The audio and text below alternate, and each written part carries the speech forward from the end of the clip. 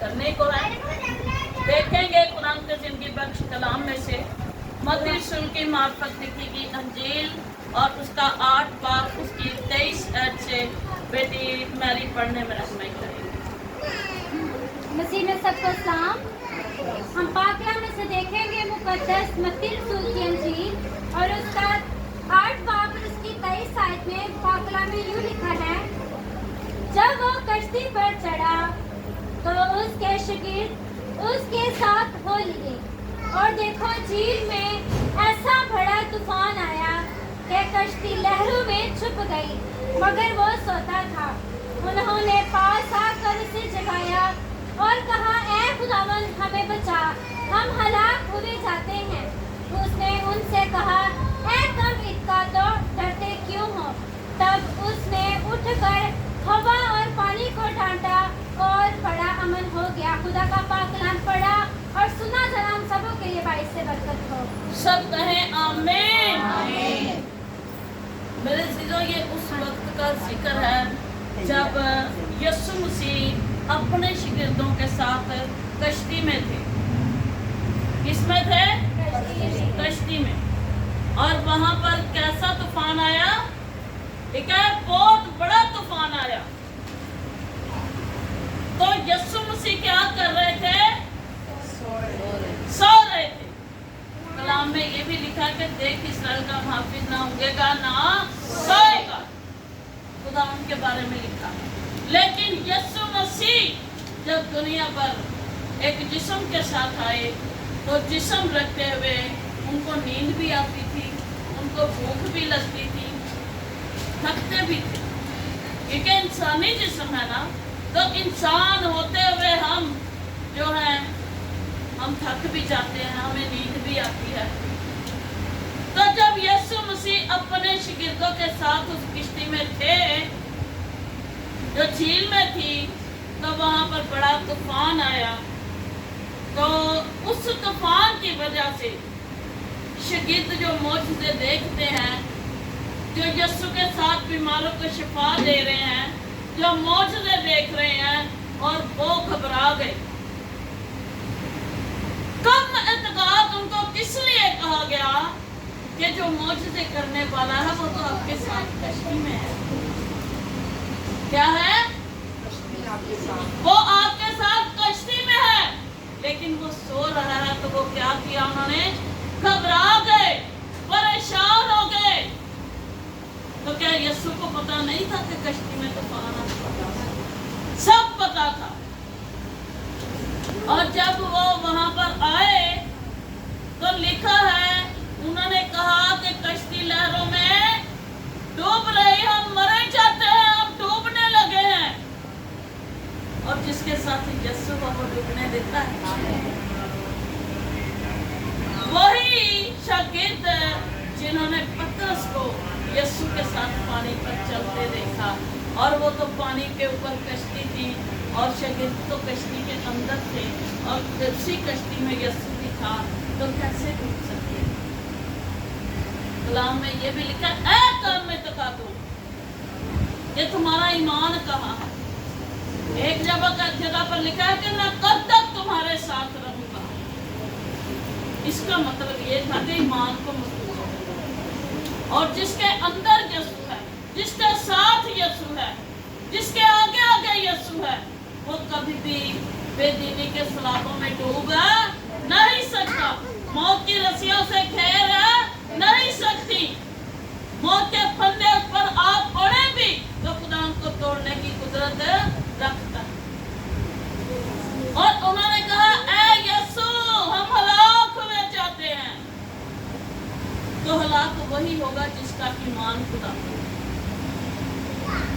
और जिसके अंदर यीशु है। वही शागिर्द है जो कह रहे थे तो ये तो झूठ है। और जब पतरस के दिल में ये बात आई तो उसने क्या कहा कि यीशु, मैं भी तेरे पास इस पानी पर चल के आना चाहता हूं।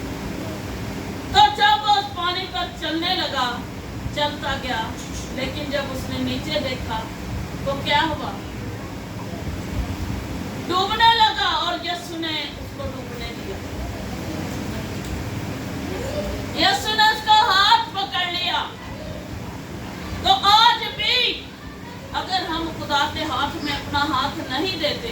तो हम आज भी डूबते हैं। अगर यीशु हमारे साथ है, अगर यीशु हमारे अंदर है, अगर यीशु की कुदरत हमारे अंदर है, अगर खुदा की पावर हमारे अंदर है, तो कभी भी हम डूब नहीं सकते।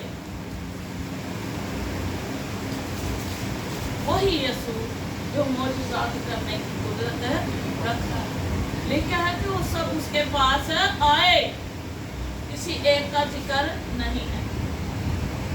और जो जो कलाम पढ़ते हैं वो मुझे बताएं किसी एक का जिक्र आया, या पतरस ने, या सलास ने, या यकूब ने, या तोमा ने, या मत्ती ने, या लूका ने, या शमाउन ने, किसी ने भी जाकर यीशु से कहा हो?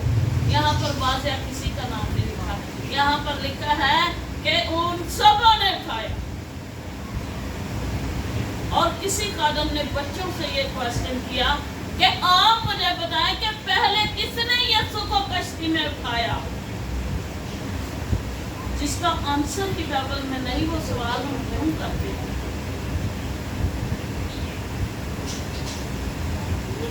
तो अब देखें कि यहाँ पर लिखा कि वो सब घबरा गए। आज हम भी जिस कश्ती में यीशु है, उस कश्ती में हम हैं तो सही, हम मसीह है तो सही, लेकिन हम अपने ऊपर आने वाले तूफानों से घबरा जाते हैं, परेशानियों से घबरा जाते हैं, मुश्किलों से घबरा जाते हैं, बीमारियों से घबरा जाते हैं, हालातों से घबरा जाते हैं। लेकिन जब यीशु के पास आते हैं, तो यीशु जो है, जब उसका ईमान हमारे अंदर जाता है, तो जब यीशु का जलाल उठता है, तो तूफान को थमाने की कुदरत रखता है। आज वही कुदरत खुदा ने आपको भी दिया। उसने कहा कि तुम मुझसे भी बड़े बड़े काम करोगे। जिस कश्ती का नाम यीशु है, उस कश्ती में हम हैं तो सही, हम मसीही हैं तो सही, लेकिन हमारे ईमान तक पकाए हुए हैं, हमारे ईमान डोले हुए हैं, हमारे अंदर पुख्ता हाली नहीं है, हमारे अंदर मजबूती नहीं है। अगर हम मजबूत हैं तो करें मुकाबला। अगर खुदावन यीशु मसीह तूफान को रोक सकते हैं, तो खुदा ने हमें भी ये अथॉरिटी भी दी है, ये पावर भी दी है कि हम इस तूफान को रोक सकें, लड़ाई झगड़ा के तूफान को रोक सकें, गुस्से और नफरत के तूफान को रोक सकें, तंगी के तूफान को रोक सकें, लड़ाई झगड़ा के तूफान को रोक सकें, बीमारी के तूफान को रोक सकें। रोकेंगे कब? जब यीशु हमारे अंदर हो।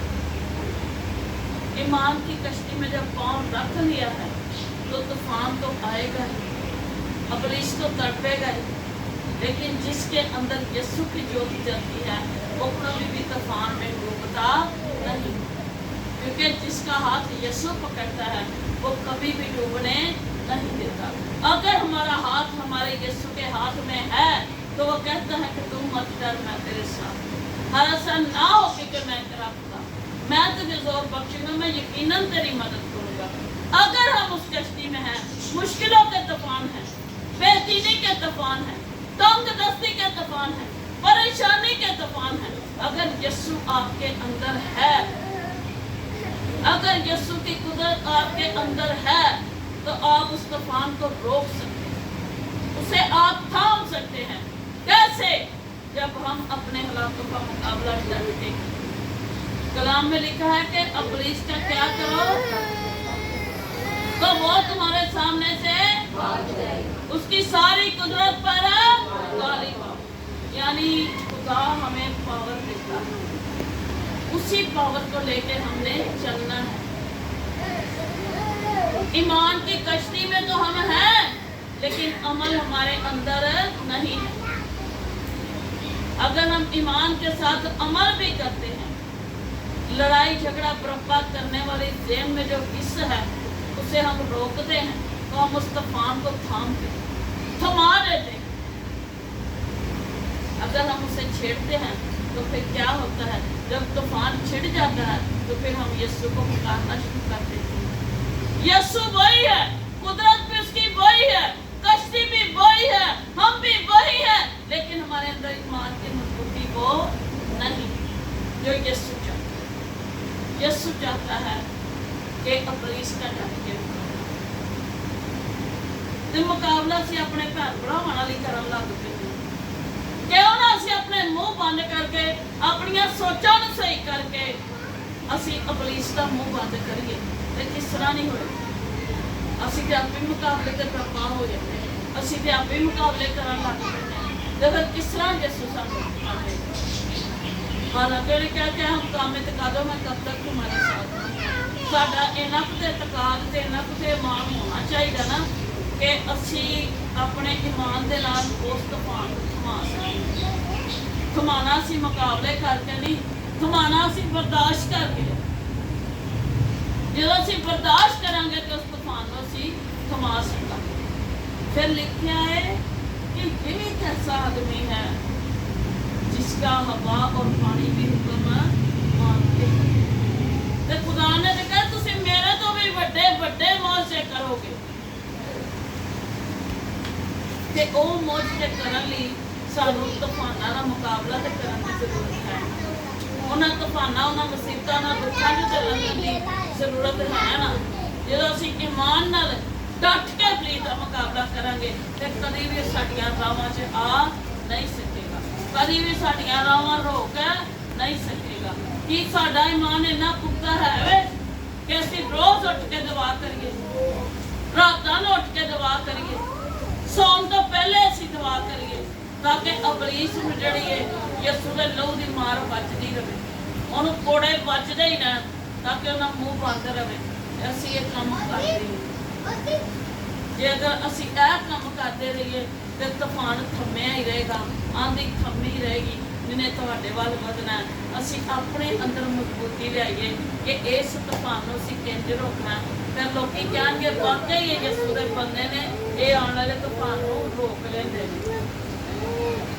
ਤੇ ਉਸ ਤੂਫਾਨ ਨੂੰ ਰੋਕਾਂਗੇ ਅਸੀਂ ਉਦੋਂ ਜਦੋਂ ਸਾਡਾ ਇਤਕਾਦ ਸਾਡਾ ਈਮਾਨ ਮਜ਼ਬੂਤ ਹੋਏਗਾ ਸਾਡੇ ਅੰਦਰ ਕੂਵਤ ਹੋਏਗੀ ਜਦੋਂ ਅਸੀਂ ਕੂਵਤ ਦਾ ਲਿਬਾਸ ਪਾਇਆ ਹੋਏਗਾ ਤੇ ਫਿਰ ਅਸੀਂ ਇਬਲੀਸ ਦਾ ਡਟ ਕੇ ਮੁਕਾਬਲਾ ਕਰ ਸਕਾਂਗੇ ਉੱਠਣ ਵਾਲੀਆਂ ਲਹਿਰਾਂ ਨੂੰ ਸਾਤਨ ਕਰ ਸਕਾਂਗੇ ਉੱਠਣ ਵਾਲੇ ਤੂਫਾਨ ਨੂੰ ਥਮਾ ਸਕਾਂਗੇ ਆਉਣ ਵਾਲੀ ਆਂधी ਨੂੰ ਰੋਕ ਸਕਾਂਗੇ ਤੇ ਇਹ ਅਸੀਂ ਉਦੋਂ ਕਰਾਂਗੇ ਜਦੋਂ ਸਾਡੇ ਅੰਦਰ ਈਮਾਨ ਹੋਏ ਯਿਸੂ ਨੇ ਤੇ ਤੁਹਾਡੇ ਅੱਗੇ ਇੱਕ ਨਮੂਨਾ ਰੱਖ ਦਿੱਤਾ ਮੁਹੱਬਤ ਦਾ ਉਸ ਮੁਹੱਬਤ ਨੂੰ ਅਸੀਂ ਆਪਣੇ ਅੰਦਰ ਲੈ ਕੇ ਨਹੀਂ ਆਉਂਦੇ ਅਸੀਂ ਆਪਣੇ ਅੰਦਰ ਤੂਫਾਨ ਪਾਲੇ ਨੇ ਤੇ ਤੂਫਾਨ ਤੇ ਜਿੰਨੇ ਚਿਰ ਖਾਮੋਸ਼ੀ 'ਚ ਰਹਿੰਦਾ ਹੈ ਨਾ ਸਮਝੋ ਕਿ ਉਹ ਬਹੁਤ ਵੱਡਾ ਹੀ ਕੰਮ ਕਰਨ ਵਾਲਾ